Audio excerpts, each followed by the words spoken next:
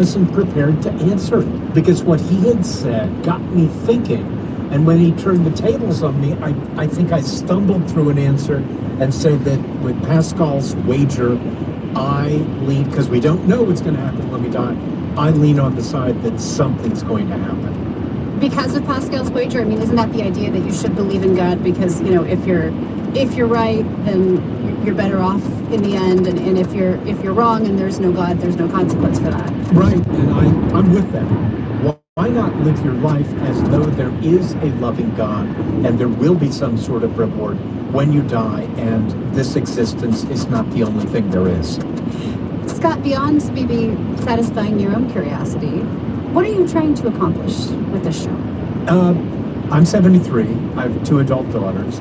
And I think for young people now, the path to the middle class is not what it was for my generation. And so I think that a lot of young people are having considerations about spiritual issues and are looking for hints in how to go about and explore them. I recently interviewed novelist and practicing Buddhist George Saunders, and I think his take on life's big questions kind of echoes my own. When we think about the finite nature of our life here, it makes us think about the nature of our life here. So in other words, if you went to a beautiful party and someone said, it's ending, but I can't tell you when, suddenly the party is infused with that quality. So when I think about death, I'm not imagining myself, cross-armed in my deathbed, but I'm thinking the time is precious. How am I doing? What should we be doing here? You know, my husband always says none of us get out of here alive, which is his way of saying live every moment, live every day. And I think it sounds like Saunders is saying something like that. Yeah, and the show will not provide you with answers so much as I think what we're here to do. I think we're here to get working premises that are always evolving by which we navigate our life. Ye Gods is not we don't pick what's the best religion.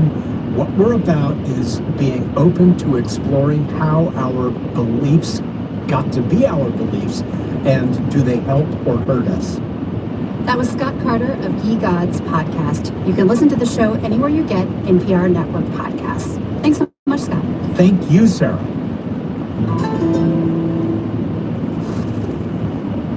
Reparations are not a new idea. Since the end of the Civil War, there have been many unsuccessful movements to try to compensate Black Americans for the legacy of slavery. Dorothy Brown argues for a new approach in her new book, Getting to Reparations: How Building a Different America Requires a Reckoning with Our Past. Brown is a Georgetown University law professor, and she argues that the United States not only fell short in its obligations to formerly enslaved people in the years immediately following the Civil War, but also ever since then in the financial and political structures built to destabilize Black America. Her book spells out how we got here and her vision for moving forward, including a proposal for a presidential commission to re-examine the issue. I spoke with Brown recently about the book and started by asking her to remind us about the very first attempts at reparations for African Americans at the end of the Civil War. Secretary of War Stanton and General Sherman called a meeting with 20 Black ministers who were freed and asked them what they wanted now that they were gearing up toward the end of the Civil War. And what they asked for was land, the opportunity to till it, and to save a little something for them and their families. They basically wanted the opportunity to be self-sufficient. And after that meeting, we got Field Order number 15, which gave 40 acres and subsequently a mule to Black Americans who were newly freed. But as you're right, that didn't really stick. It didn't last for long. It didn't stick. Abraham Lincoln was assassinated and Andrew Johnson became president and did not agree with equal rights for Black Americans, so he revoked Field Order number 15 and took away the land that had been awarded to Black Americans and transferred it to the white enslavers, the former white enslavers.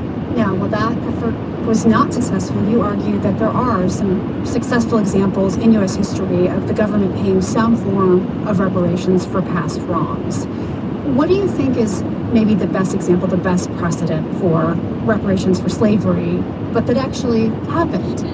The one that I think might be the best model for getting reparations for Black Americans would be the reparations that were paid to Japanese Americans who were mass incarcerated during World War II simply because of their Japanese ancestry.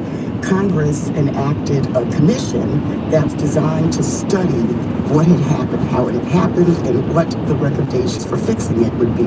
And the commission recommended a payment of $20,000 to each of the survivors of the mass incarceration. The reason I think that's a good example is because it was a study that produced a recommendation and led to legislation. Now, you argue that, quote, other groups have been compensated for similar losses, but Black Americans have never received anything. There have been examples of payouts for discrimination in some specific situations. For example, the Black men who were denied treatment as part of the infamous Tuskegee syphilis study received a $10 million federal settlement. The U.S. Department of Agriculture paid more than $1 billion in 1999 to Black farmers who were discriminated against. And as you know, several states and cities have created programs addressing other specific harms to Black people. Why do you think some kind of general federal reparations program should be carried out rather than more of these kind of examples of payments tied to particular cases? So I think it's both and. I think there is lots of damage done by state and local governments as well as the federal government. So the fact that some state and local governments are making efforts at reparative justice is a great start, but the federal government was a significant part of the problem. And one key piece of the federal government was the federal judiciary. So we have the Supreme Court that created Jim Crow. They sanctioned legal discrimination against Black Americans, and no state or local government can possibly compensate for that. So there's plenty of federal complicity in the second-class citizenship of Black Americans after chattel slavery ended. You write that the 13th Amendment is a hero to rely on in this effort. What do you mean? The 13th Amendment was genius and visionary, and it created the possibility of a world where the former enslaved could be equal citizens with their former enslavers. And it was designed to give Congress the power to pass any legislation to carry that out.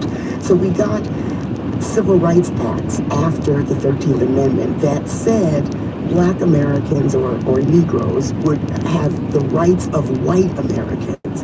In the law, it said formerly enslaved had equal rights to white Americans in contract and property. That was revolutionary in 1875. And the 13th Amendment was the reason why we got those civil rights acts.